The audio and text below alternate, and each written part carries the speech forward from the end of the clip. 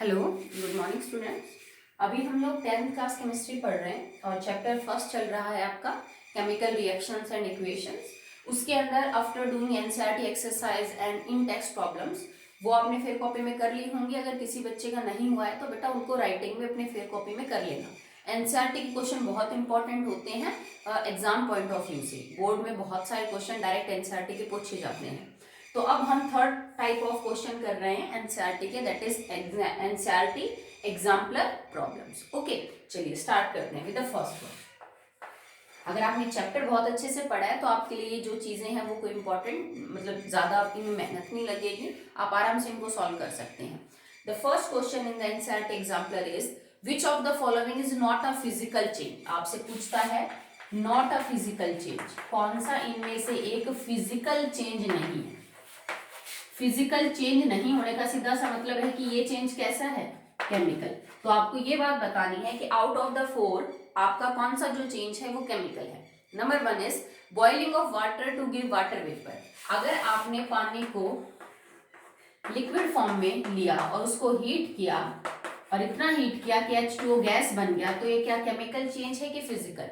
तो तुमने 9th में पढ़ा था बेटा इसको कि केमिकल चेंज होता है जब कोई नई चीज बनती है। फिजिकल का मतलब होता है जब आपका जो कंपाउंड है एक स्टेट से दूसरी स्टेट में कन्वर्ट हो रहा हो, कुछ नया ना बन रहा हो, तो हम उसको फिजिकल बोलते हैं। तो वहां यहाँ भी वाटर था, वहां भी वाटर, खाली लिक्विड से गैस हुआ है, तो it is a physical change. Melting of ice. अब मान लीजिए H2O यहाँ पे मैंने सॉलिड फॉर्म में लिया और ये मेल्ट होके H2O लिक्विड हो गया, फिर वही है तो वाटर ही, पहले सॉलिड फॉर्म में था, लिक्विड, कोई नई चीज नहीं बनी।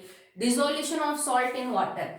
आपने नमक को पानी के अंदर घोल लिया और सॉल्यूशन बना लिया, तो इसमें भी कोई नमक चीज नई चीज नहीं बनी, बस कुछ नहीं, सॉल्ट जो है वो पानी में घुल गया।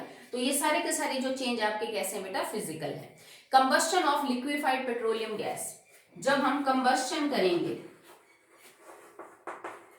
एलपीजी का, ठीक है, हमारे घर में जो हम गैस यूज करते हैं that is LPG, liquefied petroleum gas. तो जब आप उसको जलाते हो तो वो एक केमिकल रिएक्शन है, वो आपको क्या देती है, it releases carbon dioxide, water and lot of energy. तो ये एक केमिकल रिएक्शन है कि जब आप लिक्विफाइड पेट्रोलियम गैस को जलाते हो, कंबशन मींस ऑक्सीजन की प्रेजेंस में जलना, तो CO2 H2 और एनर्जी के अंदर कन्वर्ट हो जाते हैं। This process is a chemical change. तो आपका ऑप्शन जो डी है वो क्या हो जाएगा बेटा, करेक्ट। ओके, नेक्स्ट इक्वेशन देखिए, आपका क्वेश्चन नंबर 2 है। हम अमोनिया की रिएक्शन करवा रहे हैं with O2 to form NO and H2। Ammonia react with oxygen to form nitric oxide NO and H2। आपको ये बताना है इस रिएक्शन के बारे में क्या चीजें जो है वो ठीक है। Number one, it is a displacement reaction. तो आप चेक कर लीजिए क्या ये जो रिएक्शन है वो डिस्प्लेसमेंट है। मैंने आपको जब टाइप ऑफ रिएक्शन पढ़ाया तब भी बोला था कि टाइप ऑफ रिएक्शन से बहुत सारे क्वेश्चन जो है वो निकल के आते हैं। आपको रिएक्शन दी मिलेगी और आपको सिर्फ उसमें टाइप बताना पड़ेगा कि ये जो किस टाइप की जो है वो रिएक्शन है। Is this a combination reaction, भाई कॉम्बिनेशन तो नहीं है, दो ही प्रोडक्ट इधर है, दो ही रिएक्टेंट उधर है, ठीक है। नेक्स्ट है आपके पास रिडॉक्स रिएक्शन। तो रिडॉक्स रिएक्शन में चेक कर लीजिए, देखो यहाँ ऑक्सीजन 0 के अंदर है, यहाँ पे ऑक्सीजन के ऊपर -2 चार्ज है, यहाँ -2 है, मतलब रिडॉक्स तो ये है, क्योंकि एक एलिमेंट भी अगर अपना चार्ज बदलेगा then it will be a redox reaction. Neutralisation reaction. अब क्या ये वाली जो रिएक्शन है वो न्यूट्रलाइजेशन रिएक्शन है? नहीं, इसमें कोई एसिड बेस रिएक्शन नहीं कर रहा, बट ये रिएक्शन डिस्प्लेसमेंट भी है और ये रिएक्शन रिडॉक्स भी है। तो इसमें टाइप ऑफ रिएक्शन दोनों मिलेंगे, it is a displacement reaction plus A redox reaction. मैंने आपसे कहा था एक ही रिएक्शन कई टाइप ऑफ रिएक्शन के अंदर आ सकती है, तो ये दोनों के अंदर आएगी। थर्ड, तो थर्ड क्या है बेटा आपका, Fe प्लस H2O। आयरन को जब हम स्टीम के साथ रखेंगे, H2O in the form of gas लेंगे आप, बनेगा आपका Fe3O4 और प्लस में हाइड्रोजन गैस बाहर हो जाएगी। इस रिएक्शन के बारे में बात कर रहे हैं। आपको एक्चुअली में बताना यह है कि किसका रिडक्शन और किसका ऑक्सीडेशन हो रहा है। तो ऑप्शन आप टिक कर लेना, मैं आपको समझा देती हूँ। देखो बेटा, आयरन यहाँ अकेला था, बाद में इसने ऑक्सीजन ले ली, तो आयरन का हुआ ऑक्सीडेशन, तो काम करेगा रिड्यूसिंग एजेंट का। H2 हाइड्रोजन के पास यहाँ ऑक्सीजन थी, यहाँ हाइड्रोजन ऑक्सीजन दे दी, इसका मतलब H2O का हुआ रिडक्शन और ये किसका काम करेगा, ऑक्सीडाइजिंग एजेंट का। तो आई होप इसके बाद आप कर लेंगे, नो प्रॉब्लम। ओके, नेक्स्ट देखिए बेटा,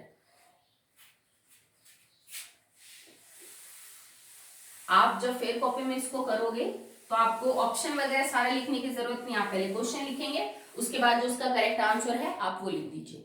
नेक्स्ट है which of the following are exothermic process.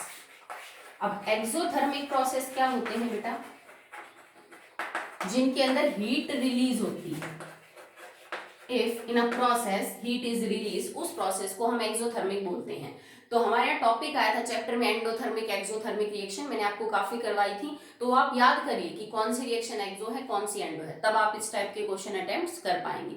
Number 1 लिख रखा है इसमें, रिएक्शन ऑफ वाटर विद क्विकलाइन। अब वाटर है आपके पास H2O और इसकी रिएक्शन हम क्विकलाइन के साथ करवाएंगे, that is CaO, it will form CaOH twice. तो ये रिएक्शन तो एक्सोथर्मिक है, आपने पढ़ा भी होगा इसको, ठीक है। Calcium oxide react with water to form calcium hydroxide, this reaction is an exothermic reaction.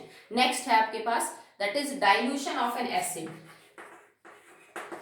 अगर आप किसी एसिड के अंदर बेस के अंदर पानी मिलाते हो, उसको डाइल्यूट करते हो, तो ये रिएक्शन भी बेटा एक्सोथर्मिक होती है। ओके, नेक्स्ट है इवोपोरेशन ऑफ वाटर। अब देखो वाटर तुम्हारे पास लिक्विड में है, वाटर लिक्विड से वाटर गैस में कब कन्वर्ट होगा, इवोपोरेशन में तो उसके वेपर ही बढ़ेंगे, जब ये हीट को एब्जॉर्ब करेगा, थोड़ी बहुत हीट लेगा तभी तो लिक्विड से वो गैस में करेगा, तो ये तो हीट एब्जॉर्ब कर रहा है, तो this is an endothermic process, ये तो एक्सो नहीं हुआ।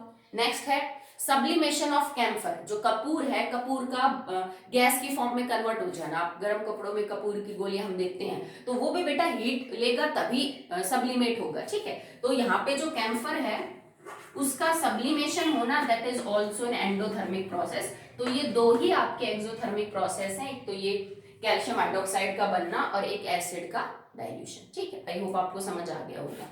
नेक्स्ट है fifth, the 3 beakers labeled as A, B, C each containing 25 ml of water were taken। कह रहा है कि 3 बीकर हैं A, B, C, तीनों में 25-25 ml जो है वो हमने पानी ले रखा है, 25 ml वाटर ईच।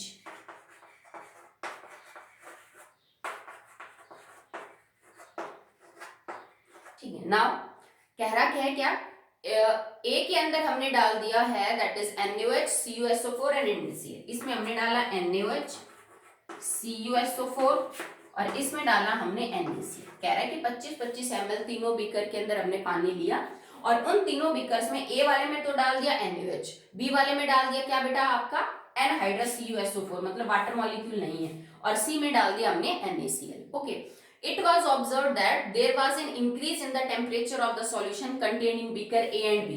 तो ये देखा गया कि इनका जो टेम्परेचर है वो बढ़ गया, इन दोनों बीकर्स के अंदर टेम्परेचर इंक्रीज हो गया, जबकि इस वाले कंटेनर के अंदर जो आपका टेम्परेचर है वो क्या हो गया, डिक्रीज हो गया। तो कहता है कि इस चीज को देख के आपको क्या पता चलता है बेटा, जब आपने पानी के अंदर NaOH को डाला, जब आपने पानी के अंदर CuSO4 को डाला, तो बीकर पहले के मुकाबले गर्म हो गया, तो इसका मतलब क्या है, रिएक्शन इज एक्सोथर्मिक, ठीक है। तो आपको क्या पता चले इन दोनों बातों से कि ये दोनों प्रोसेस कैसे हैं, एक्सोथर्मिक है। जबकि यहाँ पे आपको टेम्परेचर कम मिला, मतलब नॉर्मली जिस टेम्परेचर पे आपने पानी को रखा था, NaCl डालने के बाद उसका टेम्परेचर थोड़ा कम हुआ, ठंडा लगा आपको बीकर, तो इसका मतलब दिस रिएक्शन इज एंडोथर्मिक। ये रिएक्शन कैसी है, एंडोथर्मिक। ओके, चलिए नेक्स्ट देखिए। नेक्स्ट क्वेश्चन है क्वेश्चन नंबर 6। इसमें क्या कहता है कि फेरस सल्फेट को FeSO4 को एसिडिफाइड KMnO4 के अंदर डाला है। KMnO4 एसिडिफाइड का मतलब एसिडिक कंडीशन में KMnO4 है। पहले तो आप इस रिएक्शन को पूरा कर लीजिए, आप लिख भी लेना कॉपी में, तब आपको नीचे की चीज समझ में आएगी। It will form K2SO4 plus MnSO4 plus में Fe2SO4 thrice and plus H2। ये पूरी रिएक्शन होती है जब आप फेरस सल्फेट को एसिडिक मीडियम में KMnO4 के साथ रखेंगे, तो दिस रिएक्शन टेक्स प्लेस। अब ये आगे आपसे पूछ रहा है बेटा कि आपको क्या क्या चीजें देखने को मिली, तो आप बाकी ऑप्शन पढ़ लीजिएगा, मैं आपको बता देती हूँ आपको इसको करना कैसे है। इस रिएक्शन के अंदर जो FeSO4 है, इसमें आयरन यहाँ पे +2 में था, पता है आपको फेरस सल्फेट। इस कंपाउंड में ये फेरिक सल्फेट है, इसमें आयरन किसमें है, +3 में है, तो आयरन का क्या हुआ है यहाँ पे, ऑक्सीडेशन। तो इस रिएक्शन में ये क्या है, रिड्यूसिंग एजेंट। जबकि KMnO4 में मैग्नीज के ऊपर चार्ज होता है +7 और यहाँ पे MnSO4 में इसके ऊपर चार्ज है +2, तो 7 से 2 होना इज रिडक्शन, और ये क्या है यहाँ पे ऑक्सीडाइजिंग एजेंट। तो आपसे यही पूछ रहा है, आप नीचे टिक कर लीजिएगा कि इस रिएक्शन में KMnO4 का रिडक्शन हो रहा है तो वो ऑक्सीडाइजिंग एजेंट है, और FeSO4 का ऑक्सीडेशन हो रहा है तो वो क्या है, रिड्यूसिंग एजेंट। Okay, next 7। अब आपसे पूछ रहा है which among the following is a double displacement reaction, कौन सी रिएक्शन डबल डिस्प्लेसमेंट रिएक्शन है। तो देखो, एक तो ये दे रखी है Pb प्लस में CuCl2 gets converted into PbCl2 plus में Cu। तो बेटा ये रिएक्शन तो सिंगल डिस्प्लेसमेंट है, ये तो डबल डिस्प्लेसमेंट नहीं है, ठीक है। नेक्स्ट है आपकी reaction Na2SO4 plus BaCl2, it will form NaCl and BaSO4। तो ये रिएक्शन प्रेसिपिटेशन है, इसमें BaSO4 के प्रेसिपिटेट बनते हैं, और प्रेसिपिटेशन और न्यूट्रलाइजेशन रिएक्शन डबल डिस्प्लेसमेंट के ही टाइप है। तो ये वाली जो रिएक्शन है वो आपकी डबल डिस्प्लेसमेंट रिएक्शन है। बाकी ऑप्शन देख लेते हैं एक बार और आगे। रिएक्शन इसके अंदर जो दो दे रखी है बेटा, एक ये रिएक्शन है C प्लस O2CO2, तो ये पता आपको कॉम्बिनेशन रिएक्शन है, और एक रिएक्शन ये दे रखी है CH4 plus O2 combustion of methane into CO2 and H2। तो ना ये रिएक्शन आपके डबल डिस्प्लेसमेंट है, ना ये, तो ये रिएक्शन आपकी जो है वो क्या है बेटा, डबल। ये तो रिडॉक्स का एग्जांपल भी आ जाएगा, दिस रिएक्शन इज ओके। सो ये करेक्ट ऑप्शन है डबल डिस्प्लेसमेंट रिएक्शन का। 8th क्वेश्चन है आपके पास, which among the following statement is are true, exposure of silver chloride to sunlight for a long duration turns gray to it। ये क्यों कह रहा है कि अगर आपके पास मान लीजिए सिल्वर क्लोराइड है AgCl, that is white in colour, अगर आप इसको लंबे टाइम तक सनलाइट की प्रेजेंस में रखोगे तो ये व्हाइट कलर का जो कंपाउंड है धीरे धीरे ग्रे कलर का हो जाता है। बताइए क्यों? क्योंकि सिल्वर क्लोराइड जो है वो सनलाइट की प्रेजेंस में डिकम्पोज हो जाती है, टूट जाती है to form silver and chlorine gas. अब क्लोरीन तो गैस है तो बाहर रिलीज हो जाएगी, बाहर चली जाएगी एनवायरनमेंट में, और सिल्वर बचेगा, तो सिल्वर जो है वो ग्रेश कलर का होता ही है। तो व्हाइट कलर का जो सिल्वर क्लोराइड है वो ग्रे कलर में क्यों कन्वर्ट हो जाता है? क्योंकि धूप में रखते ही सिल्वर क्लोराइड जो है वो क्या हो जाता है बेटा, टूट जाता है। तो ग्रे कलर सिल्वर की वजह से हमें देखने को मिलेगा। 9th क्वेश्चन जो है उसके अंदर मैं आपको बता देती हूँ, आप इसकी स्टेटमेंट पढ़ लीजिएगा। ये इस रिएक्शन के बारे में बात कर रहा है, CaO प्लस H2 और इसमें बना क्या, CaOH ट्वाइस। इस रिएक्शन के बारे में दो बातें पूछ रहा है भाई। अभी तो मैंने आपको जस्ट बताया दिस रिएक्शन इज एक्सोथर्मिक, तो एक स्टेटमेंट तो ये रहेगी कि ये रिएक्शन एक्सोथर्मिक है। दूसरा, जो कंपाउंड आपका बना है दैट इज कैल्शियम हाइड्रोक्साइड, वो एक बेस है, तो बेस का जो पीएच है वो हमेशा 7 से ज्यादा मिलेगा। तो दूसरा ऑप्शन मिलेगा pH will be more than 7। तो ये दो ऑप्शन करेक्ट होंगे आपके, आप इसको पढ़ लीजिएगा, ठीक है। क्योंकि कंपाउंड जो बन रहा है वो एक बेस है और बेस का पीएच 7 से ज्यादा होगा, और रिएक्शन तो है जो आपकी एक्सोथर्मिक है, ये मैंने आपको अभी बताया था। नेक्स्ट देखिए आप,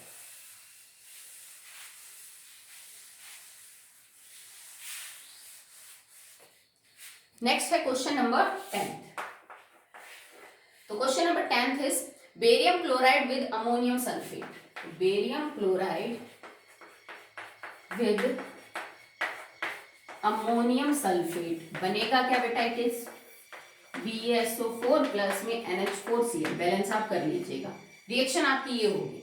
इसमें पूछ रहा है कि टाइप ऑफ रिएक्शन क्या क्या है। तो देखो बेटा, it is not a displacement reaction, it is not a combination reaction. इसमें दो ऑप्शन आएंगे, एक तो ये रिएक्शन डबल डिस्प्लेसमेंट है, और अगर डबल डिस्प्लेसमेंट भी आगे आपसे पूछा जाए तो डबल डिस्प्लेसमेंट में इसकी क्या बनेंगे, व्हाइट कलर के PPT।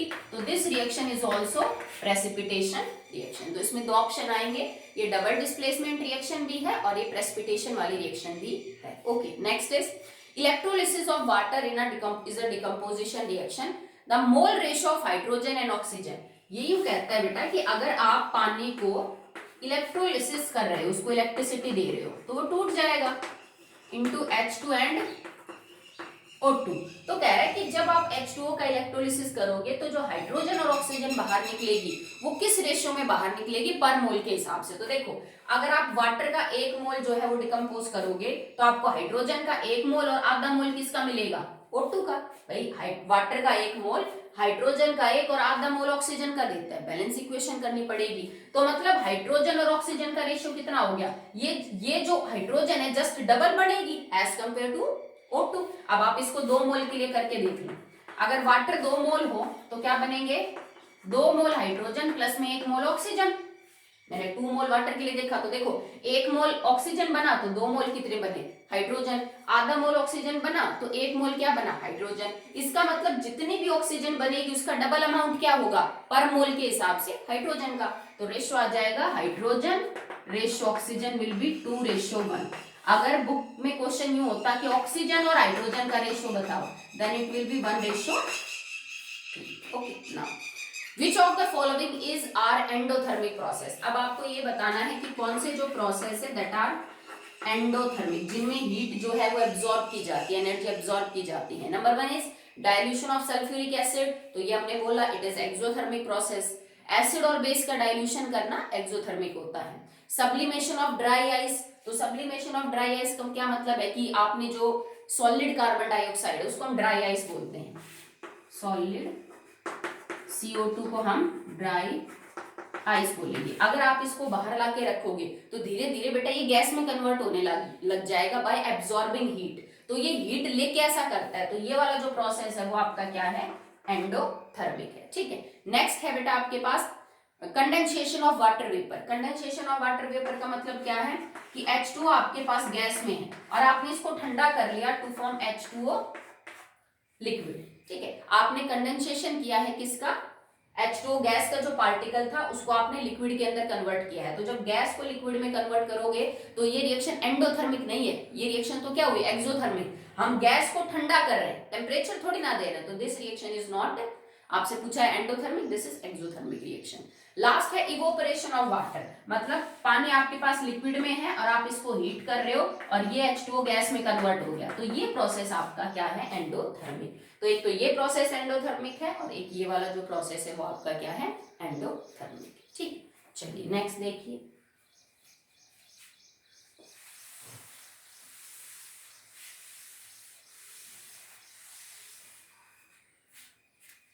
Next question is in the double displacement reaction between aqueous potassium iodide and aqueous lead nitrate, आप potassium iodide,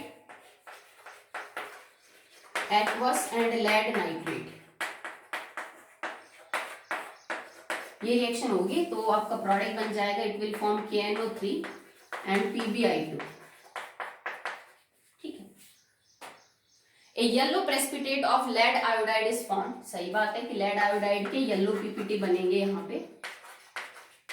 ठीक है, next while performing the activity if lead nitrate is not available, तो आप कौन सा compound जो है वो यूज कर सकते हैं। यू कह रहे हैं कि मान लो आपको ये रिएक्शन करनी है और उसमें आपको वही पीपीटी बनाने हैं येलो कलर के, बट लैब के अंदर या आपके पास फिलहाल लेड नाइट्रेट अवेलेबल नहीं है, तो इसकी जगह और कौन सा कंपाउंड है जो आप ले सकते हो इस रिएक्शन को करने के लिए। तो इसका आंसर होगा लेड एसीटेट। लेड एसीटेट क्या हो जाएगा, इट इज PbCH3COO ट्वाइस, ये होता है लेड एसीटेट। ठीक है, तो आप इसको यूज कर सकते हो, तब भी आपका प्रोडक्ट बन जाएगा। अब रिएक्शन क्या हो जाएगी, देखो एक तो वही बनेगा PbI2, भाई मैंने यहां से Pb ले लिया, यहां से I2, अब ये क्या बन जाएगा प्लस में CH3COO के इसके 2 मॉलिक्यूल बन जाएंगे आप। तो इसको हम बोलेंगे इट इज पोटेशियम एसीटेट, यहाँ पे बन रहा था लेड एसीटेट। तो सेम रिएक्शन में लेड नाइट्रेट की जगह हम लेड एसीटेट भी जो है वो यूज कर सकते हैं, फिर यहाँ पे पोटेशियम एसीटेट निकल जाएगा, पर आपके वो पीपीटी वही बन जाएंगे लेड के जो येलो कलर के हैं वो। Okay, next 14th question is which of the following gases can be used for the storage of fresh sample of an oil for a long time. आपको बहुत लंबे टाइम तक किसी ऑयल को प्रिजर्व करके रखना है, उसको सेव करके रखना है, तो आप कौन सी गैसेस जो है वो यूज कर सकते हैं। नंबर 1 कार्बन डाइऑक्साइड और ऑक्सीजन, तो ऑक्सीजन तो नहीं कर सकते क्योंकि फैट और ऑयल्स का ऑक्सीडेशन होके वो खराब हो जाएगा। सेकंड है नाइट्रोजन और ऑक्सीजन, अगेन हम नहीं यूज कर सकते ऑक्सीजन, नाइट्रोजन कर सकते हैं बट ऑप्शन में ऑक्सीजन भी है। कार्बन डाइऑक्साइड और हीलियम, तो कार्बन डाइऑक्साइड को भी यूज नहीं किया जा सकता है। नेक्स्ट इज हीलियम और नाइट्रोजन, तो आप ये ऑप्शन करेक्ट कर सकते हो, हीलियम और नाइट्रोजन। भाई नाइट्रोजन तो इनर्ट है, हमने पढ़ा है, तभी तो हम रेंसिडिटी में इसको यूज करते हैं उसको प्रिवेंट करने के लिए। और हीलियम एक नोबल गैस है, इनर्ट गैस है, ये भी रिएक्शन नहीं करती, तो आप ये वाला मेथड यूज कर लीजिए अगर आप उसको प्रिजर्व करना चाहते हैं तो। नेक्स्ट है आपका 15th क्वेश्चन, एक रिएक्शन है, पोटेशियम क्लोराइड को जब हम हीट करेंगे तो ये KCl प्लस में O2 में कन्वर्ट हो जाएगा। ये रिएक्शन है। इसमें पूछा ही जा रहा है कि किस टाइप की रिएक्शन है। तो देखो बेटा, एक तो ये डिकम्पोजिशन रिएक्शन है क्योंकि आपका रिएक्टेंट टूट रहा है, ऊपर से कब टूट रहा है, जब आप इसको हीट दे रहे हो। तो this reaction is an example of decomposition by heat, या फिर ये एंडोथर्मिक रिएक्शन भी है और ये रिएक्शन डिकम्पोजिशन भी है। Okay, next is 16। Which one of the following process involve chemical reaction? किसके अंदर केमिकल रिएक्शन हो रही है, केमिकल चेंज कौन सा है? Number 1, storage of oxygen gas under high pressure in a cylinder. भाई ऑक्सीजन गैस को बहुत प्रेशर लगा के सिलेंडर में बंद कर दिया तो वो कोई केमिकल चेंज थोड़ी ना हुआ, प्रेशर लग गया तो क्या हुआ, है तो ऑक्सीजन ही, ठीक है। लिक्विफेक्शन ऑफ एन एयर, आपने हवा को प्रेशर लगा के टेम्परेचर कम करके लिक्विड में कन्वर्ट कर दिया, still it is a physical change. Keeping petrol in A China dish in the open, आपने पेट्रोल लिया और थोड़ा सा चाइना डिश के अंदर, मतलब कटोरी मान लो आप कि कटोरी के अंदर पेट्रोल लेके बाहर धूप में रख दिया तो पेट्रोल के वेपर बढ़ जाएंगे। वही वाटर वाली बात है कि भाई लिक्विड से गैस में कन्वर्ट हो गया, कोई केमिकल रिएक्शन तो नहीं है। Next is heating copper wire in the presence of air at high temperature. अगर आपके पास कॉपर का तार है और आप उसको हीट कर रहे हो हवा की प्रेजेंस में, बहुत तेज, मतलब बहुत गर्मी दे रहे हो, बहुत हाई टेम्परेचर पे हीट कर रहे हो, तो ये केमिकल रिएक्शन है, बिकॉज ये दोनों मिलके क्या बना लेंगे, CuO। तो लास्ट वाला ऑप्शन आपका केमिकल चेंज है, बाकी सब क्या है, physical. Which of the following chemical reaction, the abbreviation represent the correct states of the reactant and product involved at a reaction temperature। ठीक है, तो ये क्या कहता है कि कौन कौन सी चीजें हैं रिएक्टेंट प्रोडक्ट में, स्टेट आपको सही बता रखे हैं। तो स्टेट बेटा किस में सही मिलेंगे आपको, देखो ये इक्वेशन है ये वाली, H2 plus gas O2 gas gets converted into H2O gas, कि अगर आप हाइड्रोजन को गैस की फॉर्म में, ऑक्सीजन को गैस की फॉर्म में लेंगे तो वाटर भी आपको किसकी फॉर्म में मिलेगा, गैस की फॉर्म में। ऊपर वाले जो तीन ऑप्शन है उनमें गलत दे रखे हैं, एक जगह गैस ले लिया, एक जगह लिक्विड ले लिया। तो बेटा अगर आप दोनों को गैस में लोगे तो आपका जो प्रोडक्ट है वो किस में मिलेगा, आपको गैस में ही मिलेगा। Last question is 18th, which of the following are combination reaction. Combination reaction कौन सी है, तो फर्स्ट रिएक्शन तो यही दे रखे है, तो this is not a combination reaction, ठीक है। सेकंड रिएक्शन आपकी ये है, MgO प्लस में H2O to form MgOH, तो this reaction is N combination reaction. तो एक तो आपको जो सेकंड ऑप्शन है वो करेक्ट है। अगला है Al प्लस O2 Al2O3 बनाना, तो ये भी रिएक्शन क्या है, कॉम्बिनेशन रिएक्शन है। और लास्ट रिएक्शन ये है Zn plus FeSO4 gets converted into Fe plus ZnSO4, तो ये रिएक्शन तो सिंगल डिस्प्लेसमेंट है। तो दो रिएक्शन है that are combination, one is this और एक रिएक्शन हो जाएगी Al प्लस O2 Al2O3। ठीक है, तो आज के लिए इतना ही, आप ये फिर कॉपी में कर लीजिए, कल आगे के क्वेश्चंस करेंगे।